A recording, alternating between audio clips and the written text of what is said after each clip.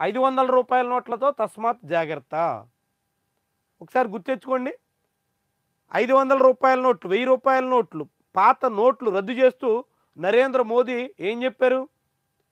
నోట్ల రద్దు కారణంగా దేశంలో నకిలీ నోట్ల బెడద ఉండదు, అవినీతి తగ్గిపోద్ది, ఇంకా బ్యాంకుల్లో నల్లధనం ఉండదు, ఈ మాటలన్నీ పక్కన పెడదాం. నకిలీ నోట్ల బెడద ఉండదు అని స్వయంగా ప్రధానమంత్రి మోదీ చెప్పారు.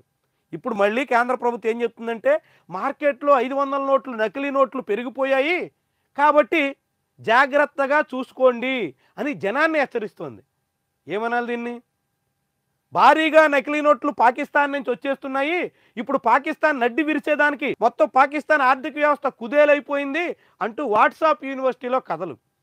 కేంద్ర ప్రభుత్వం ఏమో నకిలీ నోట్లు పెరిగిపోయాయి, 500 నోట్లు పెద్ద మొత్తంలో చలామణిలోకి వచ్చేస్తున్నాయి, జరభద్రం అని జనానికి హెచ్చరిస్తుంది.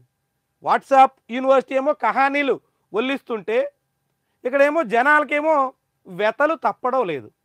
మోదీ ప్రభుత్వం పెట్టినటువంటి నోట్ల బందీ, నోట్ల రద్దు అత్యంత ఘోర వైఫల్యం చెందినట్టుగా మరోసారి ఈ అనుభవం చాటుతోంది. చూడండి, మార్కెట్లో పెద్ద ఎత్తున నకిలీ కరెన్సీ, అసలుతో పోల్చుకోవడం కూడా కష్టతరం, స్పెల్లింగ్ తప్పుల ద్వారా గుర్తించాలి, కేంద్ర హోంశాఖ అంటే మోదీ చెప్పిన మాటకి వాస్తవానికి ఎక్కడా పొంతం లేదు.